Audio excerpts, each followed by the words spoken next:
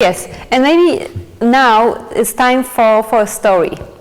We met this person in LA, and he told us a story that was so extraordinary for me on some level. I don't know how it was exactly, but it's unleashed my own story that was hidden under many years of forgetting it. And now this story is very meaningful for me again, and it's helping me, supporting me to complete my mission. So you will hear Mark's story, and later you will hear my story as well. Let's have a look at Mark's story first. Welcome everybody here today on this coaching movie interview with an amazing guest today, Dr. Mark Goulston. Thank you very much for joining us. And Mark is the best-selling author of 7 books and an FBI hostage negotiator trainer. And your book is actually Just Listen, is the top book on listening in the world. So thank you very much. We're honored to listen to you. I dropped out of medical school twice and finished. I don't know anyone who dropped out. I didn't flunk out, I dropped out because I hit a wall. The first time I dropped out, and my mind wasn't working. I was highlighting every book, but I wasn't holding on to anything. And I took a year off and I worked in these blue-collar jobs. I got my mind back. I went back to medical school. 3 months later, mind's gone again. So I asked for another leave of absence because they couldn't kick me out because I wasn't flunking. And I met with the head of the school, who's there about raising funds, and he wanted, if I was him, I'd say the same thing. Let's get rid of him. Let's cut our losses. So a couple weeks later, I get a call from the Dean of Students. So the Dean of Students cares about students. His name was Dean William McNary. We called him Mac. And he was an Irish Catholic in Boston. And I'm in a low point in my life. So imagine this. He calls me in. He said, he calls me in. So I'm going to do another accent.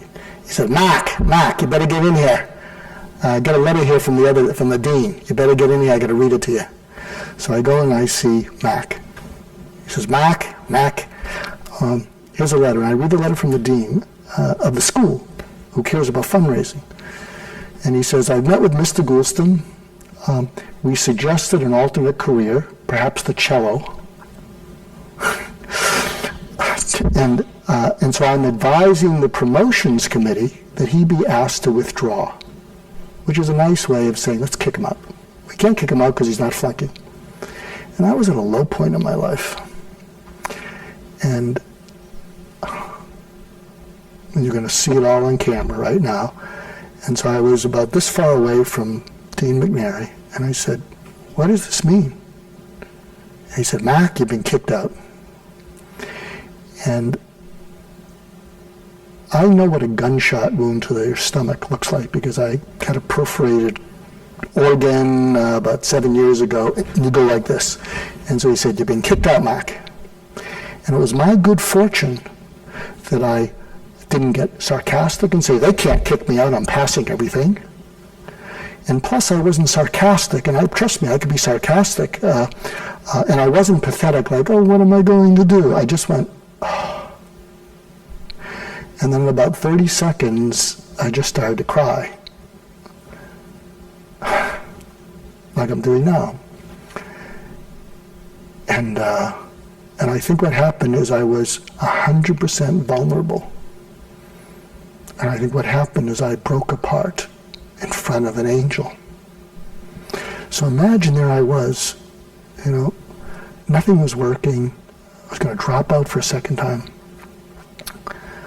And this is what he said to me. He said, Mac, you didn't screw up. You're passing. But you are screwed up. But if you got unscrewed up, I think this school would one day be glad they gave you another chance. So I can't even look at you, and I'm going like this because he's hitting me with kindness. And then he says, and Mark, because I didn't think I was capable of anything, he says, Mark, even if you don't get unscrewed up, even if you don't become a doctor, even if you don't do another thing the rest of your life, I'd be proud to know you. You must be crazy. He said, I'd be proud to know you because you have goodness in you.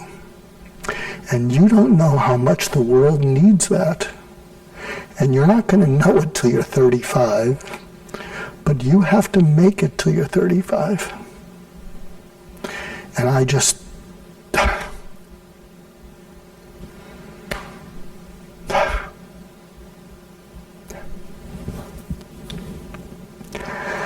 ahead, any napkins. It's okay, it's okay.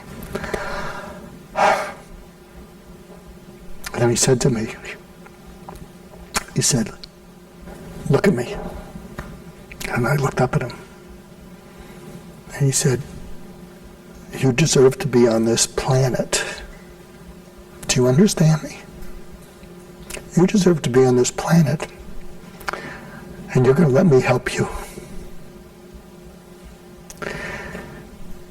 It was weird because, I was someone who couldn't ask for help.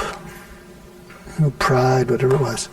And I remember I looked away and I raised my hand up and I said, I think I'd like that. And then he arranged an appeal because he had to stand up to the dean of the whole school, and he arranged an appeal that they give me another chance. And they must have seen some of what he saw in me. And so here's the problem is, when an angel comes in your life, you walk differently, but you have a responsibility that is huge. And I have that responsibility.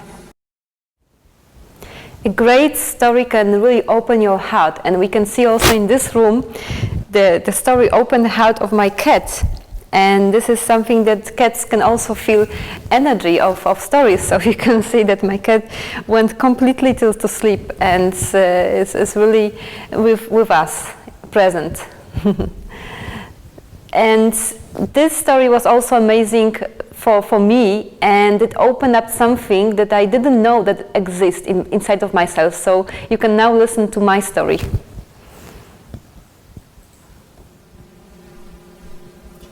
Thank you for sharing that. And now I realize something. I know that it's time to go, but I realize there's a story about me that I have never told to anybody. I was around 8 years old, and there was some reason probably in my life that I wasn't so convinced that I was welcome here in this world. Because of my mother, stepfather, and complicated stories. And I remember it was a day in Poland, the day when people celebrate people who died. So it's like a special day in Poland. And we went to a cemetery, and there were many lights on every place we could see lights. And I felt that maybe I would like to die as well. And then suddenly there was a voice in my head telling me that if you really wish, it's possible, but maybe you would like to live. You can make a choice right now. I felt that it was a voice of God. And when I had this possibility that I can make a choice, I felt my inner voice telling me and to this voice that I want to live because there's something that I want to do, that I want to share with the world, that there's something greater that I know it's inside of me that I want to share. It's not about my family, it's not about my situation, but I know that I have a mission, that I want to share it with the world.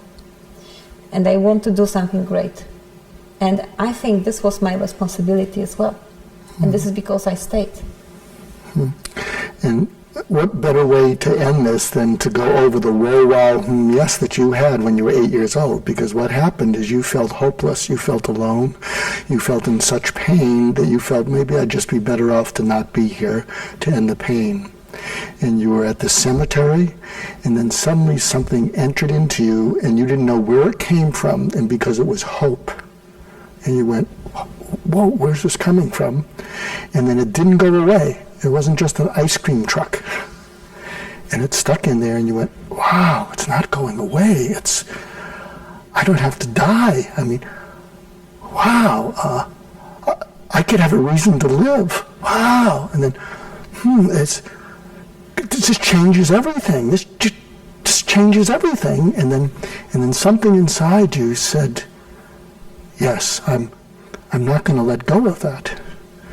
And maybe what's happening in our interview is you're saying, it's interesting because I got busy as a businesswoman, and I got into being a businesswoman, but I lost touch with me at 8 years old.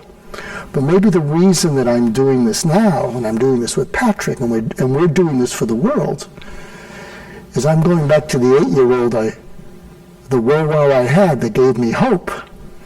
And sure, we hope this will help coaches and entrepreneurs. But if this gives hope to people who need hope, that would be the biggest success of this whole undertaking. Yes. I still feel it inside, that this is the drive that I have. Mm-hmm. Well, thank you. Can you not let go of it this time and become a businesswoman? I will keep it inside, and I will be tender. You better be tender, because I'm checking in with you in a month. If you let go of that, I'm going to say, wait a minute, you promised me on camera.